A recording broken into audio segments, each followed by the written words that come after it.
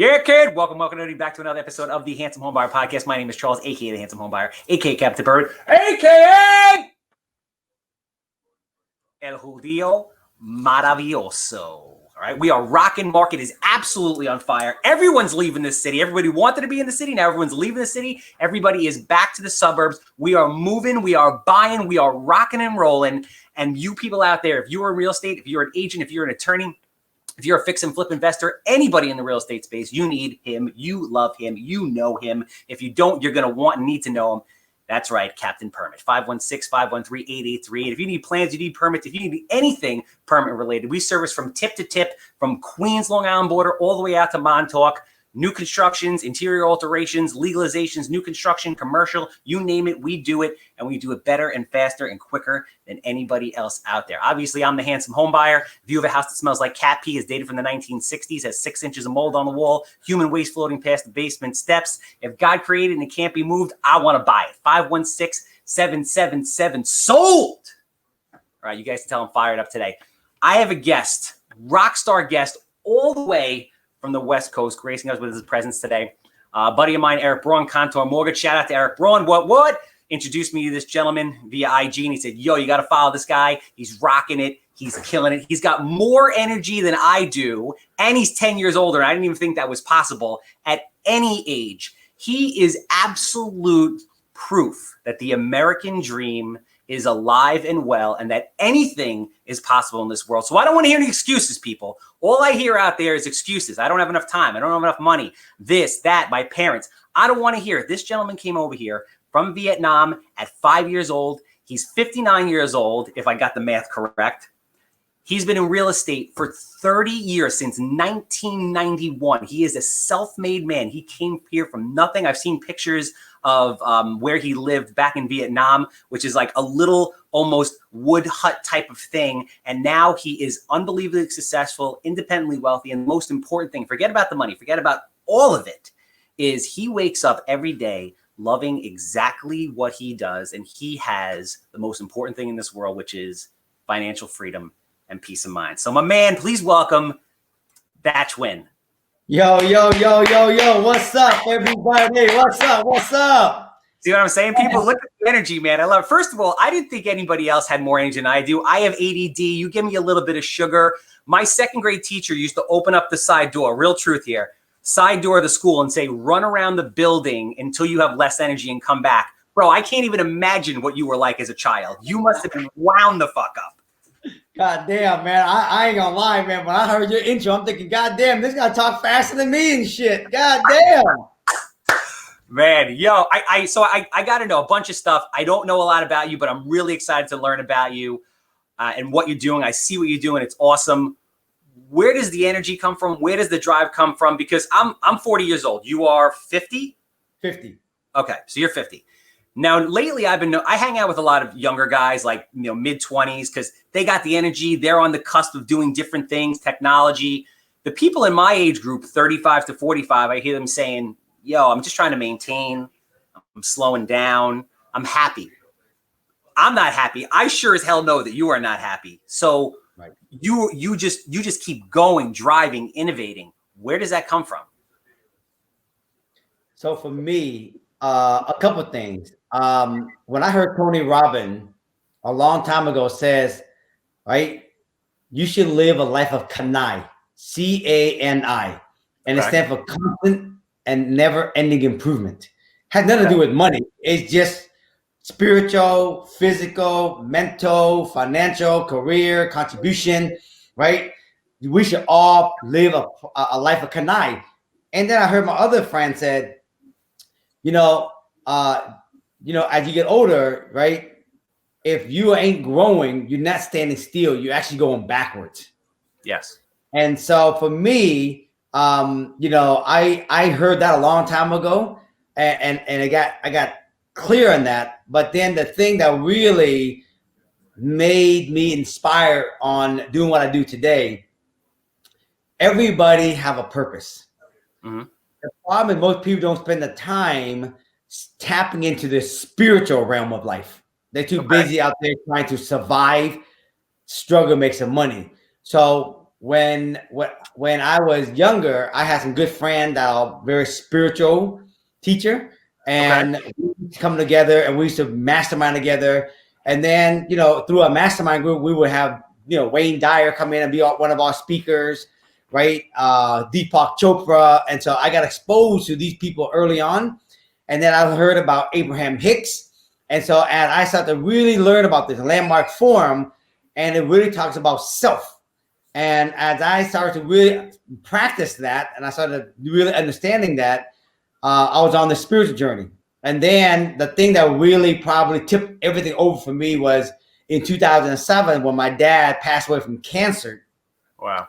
In my Vietnamese culture, we have a thing called where it's where you have a spiritual teacher come into someone else's body and they can speak through your body. And you wouldn't even hear your own voice. So when my dad passed away, my aunt had the ability to translate, right? Yeah. And I was talking to some spiritual teacher through my aunt's body, but it sounded like a man's voice, and my aunt's female. And I asked him, why did my dad pass away so early? He was only 65 years old. And the spiritual teacher says, your dad's been doing a lot of great work. He's a social worker for all these years, to help people in Vietnam and poor people. And your dad is getting old. And your dad is leaving early so he can hand the baton to you so you can go make a bigger impact in the world. And that's why he's leaving early. Wow. And so that is when it clicked for me that my life purpose down here is to inspire and empower beings of people to reach for the goal and see that anything is possible through my own life sharing. And that's why you see my stuff on social media. I only share what I'm doing. I'm not telling people what to do. I'm just sharing what I'm doing, how I made it, where I came from, how I fall down, how I get back up, what I'm doing, what's working for me.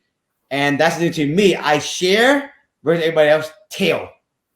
Yes. No, that makes sense. And I want to get to that because you're putting out a ton of great educational content, which 99.9% of people aren't. But before that, I'm curious for myself, and I'm sure people are, a little bit more about, your background. I'd like to hear more about, you coming over from Vietnam, what your upbringing was like. I know that you're from Seattle. You live in Seattle. I don't know if you were born and raised there. I mean, you were raised there, and just how you ultimately, found real estate. Yeah. So I was born in Vietnam in 1970. My dad worked for the U.S. military. In 1975, the evacuation of Vietnam, where the U.S. troop had to pull out of Vietnam. Well, the U.S. troop pulled out. And they asked my dad, you should leave with us and fly out with us. Otherwise, when the communists come in, anyone that worked for the U.S. government, if they get captured by the communists, they're going to probably murder them.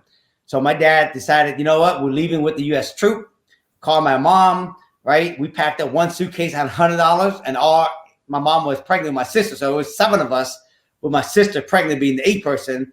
And we left out of Vietnam in 75. We came to the United States, lived in the homeless shelter here in Camp Pennington in San Diego. And then we finally got shipped up to Washington State. Okay. And I went to school here like any normal kid. I graduated in 1988 from high school. I started hanging out with some wrong people in my senior year. My grade point average went down to like 2.83 GPA. And I remember my teacher said, man, with those great GPA, you ain't going to do nothing in this world, right? And I'm going to tell people that ain't true, okay? Your high desire will take you farther in education, okay? And then I followed my 2 older brothers' footsteps to go fix airplane because I didn't know what I want to do. I graduated, and I got my aviation mechanic license to fix airplane in 91, but I didn't have a passion. And a tip for you guys, follow your passion. And I was parking car at a Chinese restaurant. I was working at a body shop.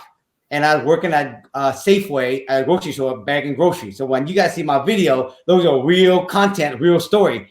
And all 3 jobs was only making me $30,000 a year in 91. And so my friend at the Chinese restaurant said, you should do real estate. I think you'd be good at it because I'm going to take my license. And I think you can make good money doing that. And I was like, really? And I heard you get 7% commission every check. If I had a $100,000 sale, $7,000. But we know that wasn't true because you got to split it multiple ways. Anyway, I got into real estate in 91, My first 3 years, I sat around the office. I might have sold maybe 1 or 2 houses per year in the first 3 years to my dad's friends. But I had to kick back money to these guys. You know what I mean? Because they're like, you new in the business, kick me back a refrigerator, kick me back a washer and dryer. Right? By the time I got my check, I ain't got nothing anymore after that. And so then I met a guy named Mike Ferry at 24 years old in 1994. He said, you want to be real estate, you got to get real estate training, you got to get mentor. And it's $300 a month, bro, for half an hour call every other week. And that was like fucking a lot of money for me. But I'm going to tell everyone listening, if you want to have a fast learning curve, get a mentor, get a coach. Because the faster your learning curve, the faster your earning curve come right behind it. So I jumped in both foot. I was working 3 jobs, and I was paying $300 a month for real estate coaching. And the guy taught me sales skill, taught me mindset skill. He gave me a schedule to work off, and I was door knocking 100 doors a day, 5 days a week, 5 hours a day to go out there and find a listing. And that's how I started my journey as a real estate agent, going out there focusing on calling seller for listing. So I want to touch on a couple of things because you said a bunch of really important stuff that I think will resonate with people that if we don't go back to it, might just go over their head. There's a lot of people that are out there that they're living a life for somebody else. They're living a life for their parents. Yep. You know, they think they're supposed to follow this certain track, especially, you know, you said your father was a social worker. Yep. You came over in Vietnam. Typically of that generation, I'm stereotyping, but it may or may not be true. That generation, parents wanted doctor, lawyer, government worker, professional, right? They steady paycheck because of where they came from. Listen, you didn't even get to say it. I'm going to say it for you. In the Asian culture, shit, when you grow up, you got to be a doctor, you got to be a nurse, you got to be a freaking a pharmacist, you got to be, right? That is a prestige job coming from Vietnam. You see what I mean? Or the Asian culture. Yeah. So what was it like to try to break out of that? Because that's a big thing for people. They have dreams and they want to do crazy stuff, whatever that is, real estate, be an astronaut, whatever it is. But they have such a hard time dealing with living the life their parents want them to and taking that risk. How was that like for you? And what do you recommend to people in that situation? Well, I was blessed. My mom and dad wasn't that anal, you know what I mean? About, you know, I got to be a doctor, you know what I mean? I got to be a lawyer. But they definitely will push about education, you know what I mean? And going to school, going to college for sure, right? Mm-hmm. So, but I know some Asian friends of mine, but their mom and dad just literally said, you're going to be a doctor, God damn it. You know what I mean? And they did it. And I tell you, I got friends that's a pharmacist making $150,000 a year right now, and they're miserable, bro. Yeah. No, it's true, man. I'm going to say, this is what I tell to all my people. Love and respect your parents, but follow your passion. Yeah. I always talk about this because this happened to me in my life. And there's certain people that I haven't seen it happen to, and I feel for them. There's a point where you realize that as much as you love and respect your parents, their reality is not your reality. Right. And there's a point where you have to kind of take the torch and run in your own direction. Right. And it's difficult. It's very, very difficult. Sometimes you might get banned from your family, but you know what? But your mom and dad ain't gonna live your life. Like exactly. My friend making $150,000 a year as a pharmacist. She loved her dad so much, she respect him, but she's gonna be miserable respecting him. Of course. And then there'll come a point, unfortunately, where hopefully she doesn't, but she'll probably resent him. Yes. And that's what you don't want. That's what you don't want. Another thing that you touched on, which I think really needs to get drilled into people, because people always come to me, they're like, Charles, I want to do what you do. I want to flip 100 houses a year, blah, blah, blah. I'm like, I'm going to tell you how to do it. I got the answer. Right. You're going to go and train with this gentleman named Carl Chavone. He was my mentor. I trained with him for 3 to 4 years. Then it took me a year to find my first deal. And now we are where we are. And they get from being really excited to looking at me like, Charles, go after yourself, right? What do you mean 3 to 4 years? Right. You were selling real estate, not even investing. You were doing 1-2 houses a year for family and friends, but you still had the vision and you still kept going. Yes. Yeah, I'm a big believer, man. The more you learn, the more you earn. And the bigger the wave the bigger the boat, the bigger the wave you're going to create. So the question is, how bad do you want it? How fast do you want it? And what are you willing to do? And so if you don't have no knowledge, you better go hang around with people that actually going to give you the knowledge. If you're lucky, right, you get to hang with somebody like my friend Lorenz here. He worked with me here. What up? What up, Lorenz? He's 26 years old. He's been working with me for like 3 years, and he started as an intern. He came to me and gave me value by saying, let me do all your social media and then let me work for you for free. So he worked for me for like 2 years for free, and I taught him everything about real estate. And today he does my social media, and he also out there learning how to door knock and cold call, finding deals now. Smart man. But you know what it is? Nobody wants to put in the time, man. Nobody wants to put in the time. I'm not going to sit here and people like to stereotype the millennial generation. It's really bullshit. It's everybody at every level. People want instant gratification. They want it yesterday. So you got into real estate. Obviously, you're a very driven guy. You're a very personable guy. You can sell. You learned how to sell, but you also, to a certain extent, it's God-given. You're a very likable person. So when you got into real estate, it was real estate sales. Was it with investing in mind, or is it just real estate sales? It started as real estate sales. Didn't even know about real estate investing at all. Okay. And how did that go? How long did that go on? I know that you own a brokerage now out there, a big brokerage that does a lot, but how did you transition into real estate investing? I know you bought your first rental, you said, in 97. Yep. So basically how it started for me, I was selling real estate. I was just focused on selling real estate. I didn't know about real estate investing. I was only 21 years old when I started. I didn't even know about wholesale. I didn't know anything about that stuff. And I was selling real estate. I started getting trained in 94. I started doing well. And then by 1997, 3 years later, right, I was doing very well. And another broker company called John L. Scott was owned by a friend of mine named Saul, who is my mentor today. He said, hey, come to my office and do what you do, because you're so young, you're very successful, because I never seen a young kid like you do so well. But if you come to my office and share, right, to my agent what you do once a month in the class, then in return, what I would do, I will mentor you and teach you how to actually invest in real estate, buy rental property, and have it work for you, right, when you're asleep. Because Warren Buffett says, if you don't find a way to make money when you're asleep, you're going to work until you die. And so when I heard that, he said, I'm going to teach you how to buy rental and let your money grow just like the tree outside when you're sleeping. And that's when I got exposed to making money, then pulling the money off the table and then parking into rental. So I bought my first rental in 1997. You're right. Okay. So you bought your first rental. I know that you do a ton of different stuff. I've seen videos on commercial development. I know that you do rezoning. Like, you've pretty much run the entire gamut. From an educational standpoint, like I've had a lot of real world mentor and formal education in the real estate space. Where did you learn all these different disciplines of real estate? That's a great question, man. So this is what I preach to people who are new in the biz, especially if you're a real estate agent. Even if you're a wholesaler, right? Even a flipper. So when I started as a real estate agent, I was just selling real estate. I was good on cold calling, door knocking, owner, asking will they sell their property. I learned skill to talk to seller. So if you're ever going to be a good wholesaler or a good flipper, learn how to have skill and the mindset to go talk to an owner directly versus buying on MLS or through a wholesaler, because you can get better deal going direct to the owner. So as I was out there door knocking, talking to the owner, and I was taking a lot of listing, one day this investor guy said to me, hey, Thach, hey, if you ever find fixer upper housing when you're out door knocking, call me, I'll buy it from you directly. Or you ever find property with this townhouse zoning, right? Call me, I'll buy directly. Or you ever find a fixer on a 10,000 square foot lot, call me, I'll buy it from you. And so I used to door knock 100 doors a day. So imagine how many doors I would knock, right? So I'll be out there door knocking for listing, but as I'm out there, oh, look at this fixer. I remember this guy named Dan told me. So I'll go door knock, research the owner, and say, hey man, would you sell this? And the guy said, yeah, I sell it. Then I will call Dan and say, you want to buy it? And I would double end the listing to him. Yeah. And then he give me the listing when he get done. Yes. Right? So I make 3 checks. But here's the key. I will go find teardown and I will sell them to Dan, or I sell it to the other guy named Paul. And so what happened was I will work next side by side to an investor and a builder. So as they are rehabbing their house, when I'm going on checking on my listing, I get to see everything they do. And then they will share with me everything they're doing.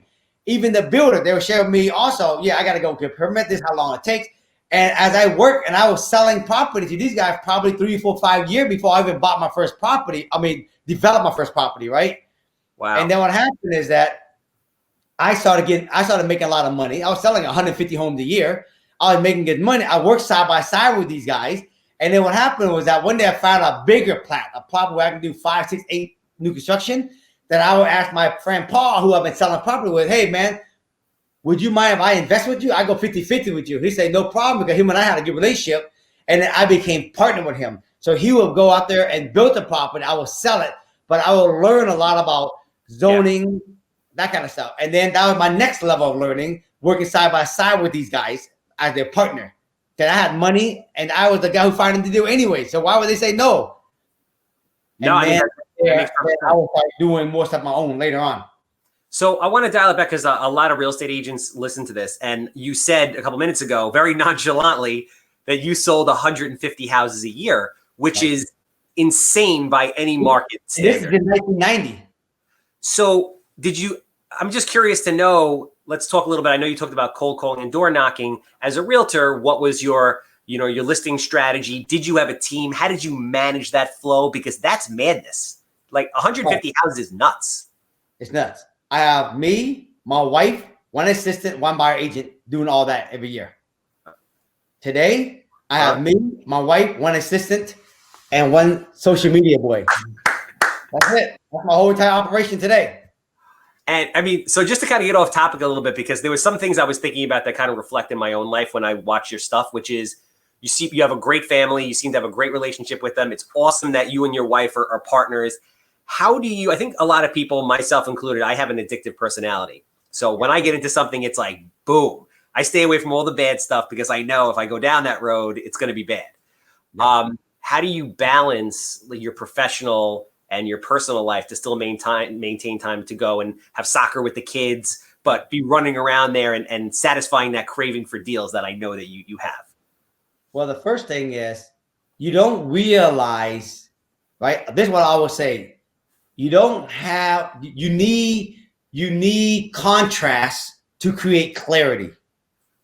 So you need breakdown to create breakthrough. You need to basically lose your ass off to realize how better standard to have better margin, right? Okay. You need a be relationship, fuck up, get divorced, and then realize I need to have more balance in my life. Does that make sense? Okay. So, right? So what that being said is that when Cammie and I was coming up, we used to be workaholic, right? We both were workaholic, and we used to butt head all the time. And pretty much I realized that when Cammie started speaking up and saying, if you don't basically, stop tripping out, right? We're going more separate ways. I realized that I had somebody good, and when that happened, okay? Because she's the smart person in the house, and I'm the heart of the business. Does that make sense? Yeah. And we balance each other well. The problem is I be trying to do her job when I should be letting her do her job. And when I got that clarity, I'm like, all right, I'm running on this track, you're running this track, and we're going to do it together. And so that's how we learn how to balance each other, because she's the number person, she's a Warren Buffett, right? And then I'm basically a Oprah Winfrey, okay? And then when we had kids, I used to always go out there and I always want to, do seminar, do a lot of stuff for other people. And one day my wife says, look, I think it's great that you're out there helping, inspire, empower other people, but just don't forget about the kids and us. Yeah. And that's what I realized. Why am I going out there working so hard to try to help everybody else? I'm now doing for my own family, my own kids. And that's why you see me spend a lot of time, because now I realize, right? You don't understand balance until you lose balance. Yeah. And so now I realize that what's the purpose of working all the time if you don't spend time with your family? What's the purpose of teaching a lot of people? You don't teach your own kids. That's why when you see video of my kids, owning wash and dry machine, those are real things. Of course, on social media, a lot of people like to talk shit. Oh, that's your money. No, that ain't my money. Like my boy Russell, his birthday was yesterday. He got close to probably $800 worth of money from all his family and cousin, auntie and cousin. So they save that money, right? So when those guys save their money, I had an apartment building I just got done. And I said, hey, you want to make money? You want to teach you how to do passive income? They go, yeah. Take your money and go buy the washing and dryer machine inside the apartment unit, and you can collect all the quarters yourself. They're like, how much is it? I'm like, $3,000-$4,000. Damn, that's all my money, Dad. Yeah, but look how much money you can make. And when they did the math, they realized, well, damn, after 3 months, I can make my money back, and all of it's positive. They bought the wash and dryer. See? So that's called teaching my own kids. So this is what I realized. you can't go out there and make a difference to other people. You don't make a difference to your own family. So just so everybody knows, myself included, what are all the things that you're involved in? Broker, real estate investing, in what capacity? Do you coach? Do you train? What are all the things that you're involved in on a professional level? No, I still sell residential real estate. We do probably 50, 60 homes a year. I don't do 150 anymore personally. You're involved in that still. I'm personally involved because those are my friends that call me and say, I want to sell my house. Wow. Okay. So you're still selling 50, 60 homes a year. Okay. So I go meet my friend. I put the house up for sale. And then after that, I go out there and I hunt for fixer-up single-family houses. Okay. Where I can fix and flip them if they don't meet the Burr model where I fix and hold. Mm-hmm. Everything I go out there to do, I try to fix and hold, right? Or build and hold. If it don't fit, I go out for sale. So I do single-family flip, right? I do brand new construction townhouses.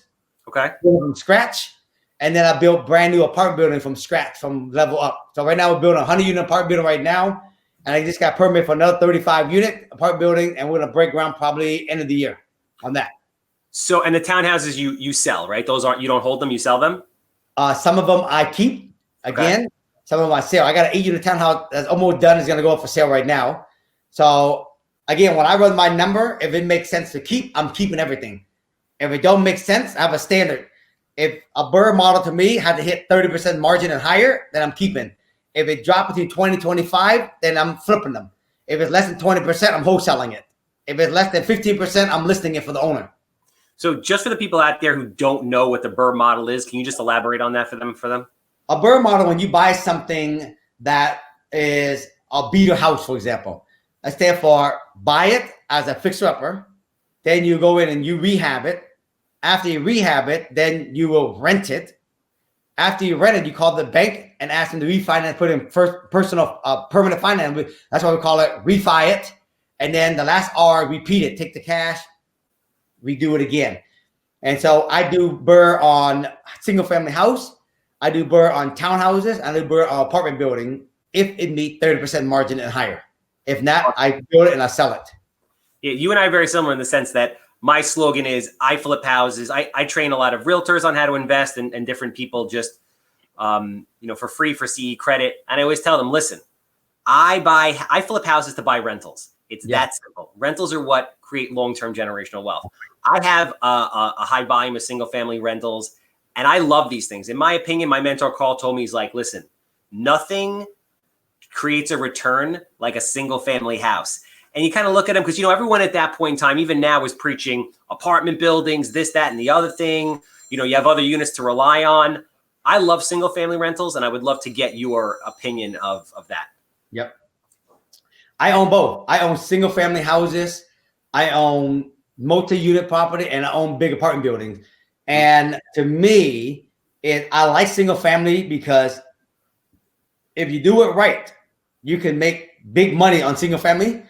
And when you put them in the right location, you can get good cash flow out of those things. And the great thing is it's very liquid. This is the biggest thing about single family, is very liquid. You can get a line of credit on it easy. And you ever need a sale and need big chunk of cash, you can liquefy it fast. That's the biggest advantage. The good advantage about multi-family apartment building is that dollar per door is cheaper.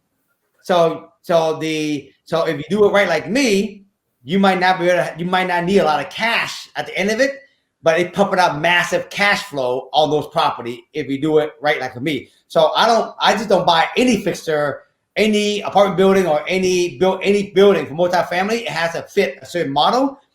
And if it fits a certain model and I got 30% on it and I can get my down payment back out, I got infinity return and those damn things are pumping out, you know what I mean? Like apartment building, I only do what I call micro apartments. Micro apartments averaging 250 square foot unit studio. Okay. And in Seattle, a 250 square foot in Seattle, we rent it for about $1,100 per unit. So that's like almost $4.50 a square foot. Wow. You can't get that in a luxury apartment. A luxury apartment, they're like 600 square feet. They might rent for $2,500, but it's only like $290, $300, $3 a square foot. So that's a really good segue because I hear you talking about. So I live on Long Island. Long Island is the land of NIMBY. Long Island is It is very difficult to do anything. It is completely built out. There is minimal to no land. Nobody wants change at all. It's like the picture perfect suburban type of setup. So I hear you as you're talking about, rezoning, buying houses, and then building townhouses. I'm curious to know just kind of, what the Seattle market's like in general, given COVID, post-COVID, in COVID, and, just how development and the zoning and things work out there. Your internet's breaking, Charles. I didn't hear any of the question you asked. Oh, shit. Okay, so you hear me now? You got me now? You're breaking. Nope. Now your video is standing still. Oh boy, you got me. Tell me when you got me. Frozen right now. Am I back? Nope, not yet. Nothing, huh? Okay, I see it now. All right, there you go. Me? You came back. All right, perfect. You didn't hear any of that. Nope. Okay, perfect. So, I'm in Long Island, obviously. What? So you said there's no land on Long Island. So that's all I heard. Yeah. So Long Island is it's the land of NIMBY. Nothing. People don't like change. There's minimal to no land. It's very difficult to build. It's a profitable place because the demand is very high and the supply is obviously very low. When I hear you doing, I'm curious to know what the Seattle market is like in COVID and post-COVID. On top of that, I'm curious to know kind of how zoning and the overall market works and how you take these houses that have a certain zoning and you're able to build these large developments. Yeah. So Seattle is becoming more and more political. You know what I mean? You got a lot of socialism right now that's like, you know what? They're not the anti against, developer, anti against people making money, you know what I mean? And they're taxing the shit out of people over here that are making money, and they're making the zoning tighter. However, overall city realized that, right? City of Seattle is very dense. So they want more affordable housing. They're going to have to actually rezone and try to get more density. So in Seattle right now, there's a couple of new zones that just happened. And I know this is happening everywhere across the United States, even probably in your area.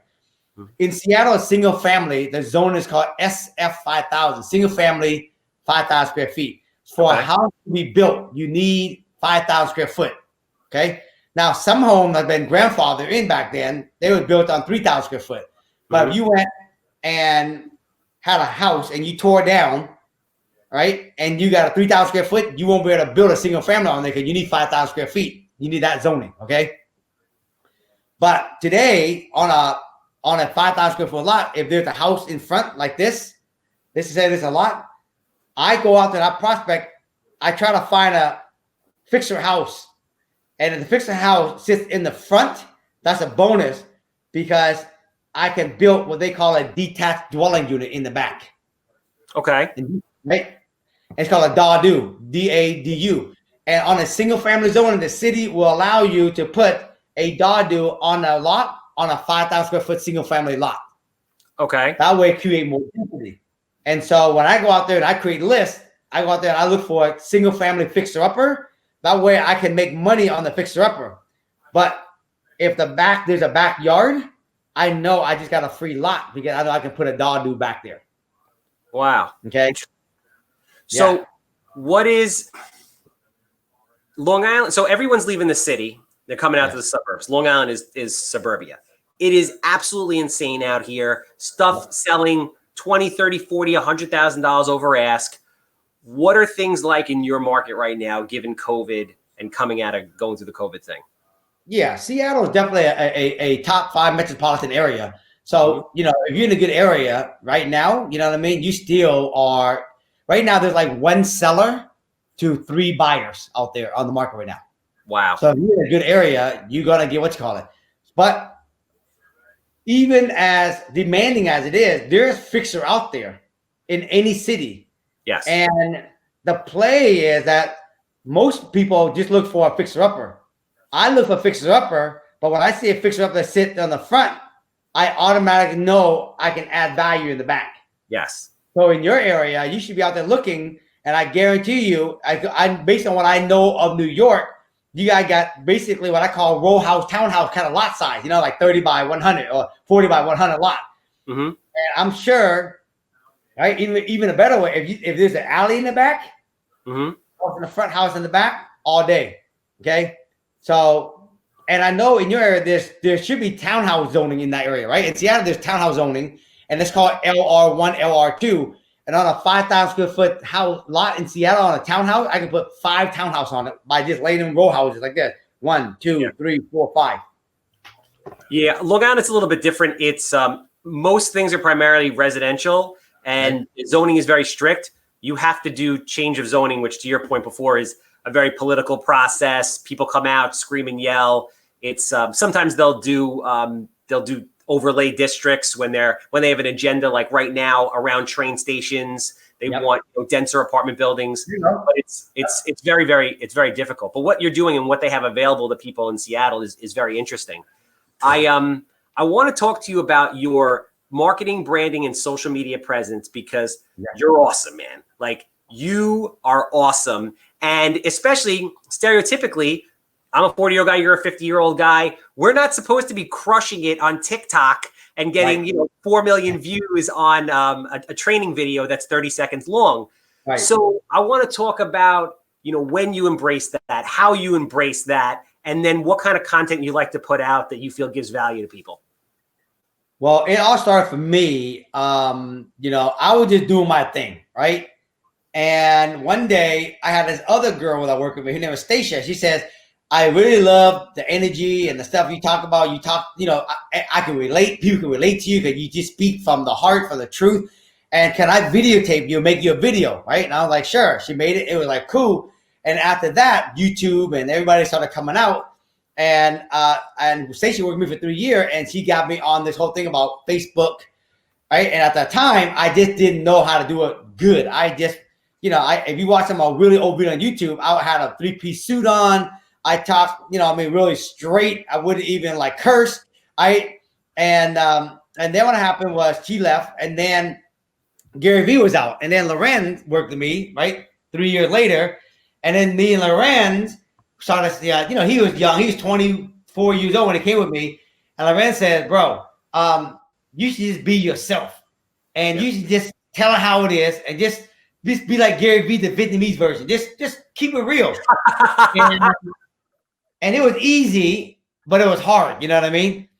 Yeah, and then from there, I started dropping a couple of videos on Instagram because he got me on Instagram.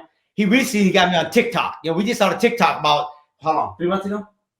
2 months ago? Earlier this year. Yeah. And you're doing a great job.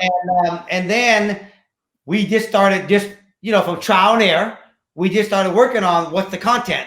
And I got so much content to talk about. But every time I did a real estate video, right? The market is doing this, the market is doing that, and the view will be very, very low, right? And I realized when I watch other real estate agents do a video, I'm thinking, God damn, I'm falling asleep over here, right? And so what I realized for me, what people wanted to hear from me was beyond real estate. And because I have this whole balance, is I got to put content out so that if my past customer or older people want to sell their home, right, they want to use me. Not the Vietnamese Gary Vee version, right? So I had a very balanced act. Do I want to make video like a realtor, or I want to make video how I'm making it now? Yeah. And every time I make video like a realtor, nobody will even watch it. Yeah. And when I make video like this, like how I'm doing today, everybody will watch it. And then I just embraced it, and I realized I can talk about real estate investing, just be me, right? And if anybody who's gonna want to sell real estate, they're going to see this guy actually is real, and he does know a lot about real estate. And then it's easy for me to actually share with them, if I can do this, trust me, I can list your home and sell your property. That's very easy. And so then that became my brand. And my brand was, I want to share with people how to invest in real estate, not how to be a good real estate realtor, what to do as a realtor like everybody else. And so when we define, I'm going to talk about investing. And so then it came down to, what do I want to talk about? Do I want to talk about flip? Do I want to talk about, rental? You know what I mean? And for me, what I realized, what I'm passionate about is creating long-term wealth. And when I realized that's what I want to talk about, but there's a path to get there. So as long as I talk about how to create wealth and then show them all the paths, there's multiple ways to get to the path: wholesaling, flipping houses, realtor, making money. But here's how, you should consider doing this to get here. and that became the brand. And today, everything I talk about is how to get to this destination everybody want to get to, called, wealth. Absolutely. So I started creating a lot of content, half day a week with my buddy Matt, our visual, who comes in and shoots all my content, about a year ago. And I've noticed an unbelievable change and transformation in my business as a result. I'm curious to know what, you're going out there and I watch your stuff. You're showing your lifestyle and you're genuine and honest about it and you're educating. How has that impacted your business positively, negatively? Yeah. So of course the social media world, they're more younger. A lot of my seller that's selling their home right now, they are older people that want to sell their property. So they don't really follow much on social media other than Facebook. You know what I mean? They probably on Instagram or TikTok. I get a lot of people on TikTok, a lot of people on Instagram, and those are young people. And those are the people that come to me and said they want to do coaching. Okay. Right? So they will come to me for coaching. Now, the thing for me is my coaching, I also have to be define who I want to coach. So I don't really coach new real estate wannabe investor, because I have to teach them about contract. I have to teach them about ARV. So I realized after a while, I don't want to slow down my gear. So if anyone who coaches me, they already got to understand real estate. They already wholesale. They already do a thing. They want to take that game to the next level and teach me how to move toward owning rental property. You know what I mean? Yeah. Okay. Otherwise, I just sound to people who does teach wholesale. You know what I mean? I ain't for me. So I get people that come to me that way, and a bunch of my people that now are coaching me, come from social media. Okay. But I don't get a lot of them that come from, hey, I saw you on TikTok or I saw you Instagram, I want to list my house. You don't get that many of those, okay? But I do get a lot of people that come to me from social media, right, that want to invest with me. Hey, Dad, I got a lot of money, I want to invest. I don't really take on a lot of investors. I got my own money, you know what I mean? Unless I do a big apartment building, I'll raise capital, right? But I don't, if I could do my own investment, I don't want to do syndication for flip. I don't want to do syndication for townhouses. I got my own money. I don't mind doing it slower, right? If I brought an investor, I can do 2 times the speed. I don't care. I run peace of mind rather than headache. You know what I mean? But that's to show you, you know what I mean? What about from an acquisition standpoint, like finding distressed properties, finding deals? Have you found that, your brand and your social media presence is bringing you deals? Good question. Yes. And a lot of them is just not to my standard. Okay. So last night, someone bought me a deal. It's an apartment building, 8-plex fixer upper, but it's on townhouse where I can tear down, probably put 10. The price he's asking me for 1.2. If I would have went after it, I would have tried to buy it for like 900 to $1 million. Okay. But he got 1.2. He tied it for 1.1. He tried to wholesale for $100,000. At that price, it's like, probably right below market value. It's not a great deal. Plus the term is bad. 7-day feasibility, close in 30 days, it's all bad. You see what I'm saying? Yeah. A lot of the wholesaler guys, they just don't understand what a deal look like.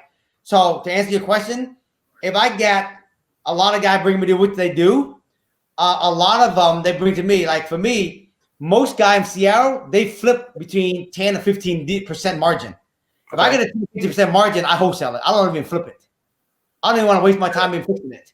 Right? Wow. So to answer your question, they do bring me deal, and a lot of them are just not. They're just not up to my standard. Even I don't want to take the risk for doing 10% margin.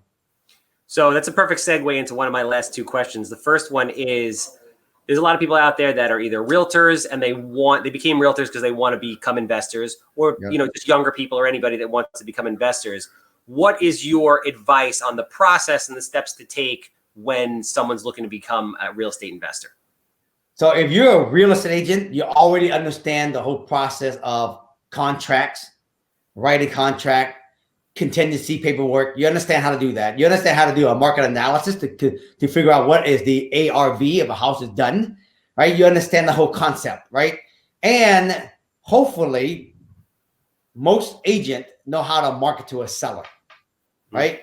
But in the world of real estate, shocking as it is, I'll probably say 80% of the realtor are buyer agent more than listing agents. So they don't really market the seller, right? Yeah. They market the buyer. So if you're an agent and you want to invest, then the only thing you have to learn new is to learn how to market to a seller and ask them would they sell their property, since you have never done that before. Because you got to talk to them, ask them would they sell their property. Okay. Then number two is, then if you're an agent, you want to learn to invest, you want to go learn how to find the deals. And if you don't have the money, the experience, or the team yet, go learn how to find the deal, learn how to evaluate it, learn how to get the deal and sell it to an investor first. Yeah, very smart. So you can get the income from that as you work side by side with them, learn for free. No, very smart. It makes sense. The way you did it really makes sense. It's hard work, it's common sense, it's dedication, and it's time. Yeah. Now, if you're a brand new person, I always start with learn the wholesale first to learn, find deal, learn how to evaluate, learn market, and just wholesale those to investors so you can make your money as you're learning to put your knowledge, your money, and your team together. So when you have enough knowledge, then you can do the next thing, which is called flipping deals. Yeah, investing is a team sport. It is. You need a comprehensive team of people that have you covered, because everybody doesn't know how to do everything well, and you're not supposed to. You're supposed, as an investor who's putting it all together, you have a high level understanding of everything, but you're not amazing at certain specific things, and you hire to fill those gaps. Right. You have a lot of energy. You've been around for a while. You have a lot of experience, but you're still a young guy. What is the future? What does the future hold? What are your goals? What do the next 15, 20, 50 years look like for you? Yeah, that's a good question. For me now, I'm 50 years old, and I'm at a point in my life, I have over 100 some property, and a lot of them should get paid down now. I'm at a point in my life where I don't want to keep buying more property because, I'm 50 years old. If you put them on a 30-year fix, I'd be 80 years old before the damn thing, is paid off, right? And what's the purpose? You know what I mean? So I'm at a point in my life where right now, majority of the property I have, most of them I am keeping. I'm going to keep for long term. Okay. Some of them, some of my single family property where it's in a B neighborhood, I'm moving them 1031 them into more A neighborhood, into multi-family property. Okay. And when I get all those property positioned, then I'm gonna spend the next 10 years, I'm just gonna pay him down. Now, that means that if a good deal come, I won't buy it. No, if a good deal come by, I'll still buy it. Right? I'll probably put it on a 15-year and try to get them paid sooner off than later. And a lot of people who hear me on Instagram or TikTok with a 1-minute video, well, why would you want to pay down? You can just refi, just do more. Because at a certain age in your life, when you're 50 years old, folks, hopefully you get enough property, you can pay them down. Because again, if you're 50 years old and it takes 30 years to pay off a property, you're 80 years old. You're never going to have the opportunity to retire. You know what I mean?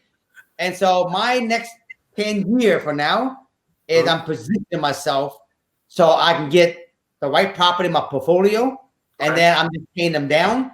And then, I still will do real estate because I love to do it. And I'm going to teach my kid how to do it now because I want to teach them to go to college. But when they come out, they have the option to invest with what they want to do. And I'm going to continue to keep inspiring people to do what I'm doing.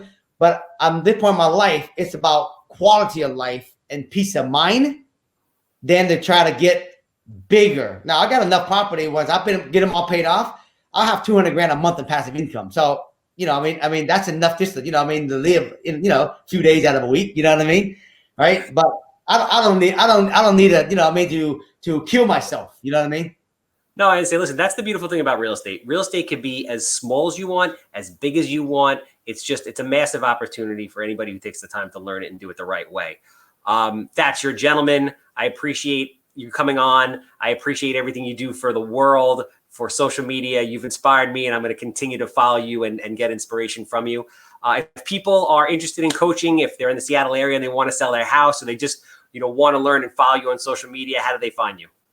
Find me on Instagram, my name, right? They can find me on TikTok, my name, and Facebook is just my name. That's it. It's real simple. Yeah, when the podcast comes out, I'm going to attach the link so everybody can see it. Definitely worth a follow. Definitely worth checking him out. Thank you again, sir. Obviously, you're in New York. and you have a house you want to sell that smells like cat pee, is dated from the 1960s, has 6 inches of mold on the wall, human waste floating past the basement steps, gas stations, self-storage. I don't care what it is. I'm a good time. I'm quick. I'm easy. I want to buy it. 516-777 sold. That's a wrap, everybody. Thank you.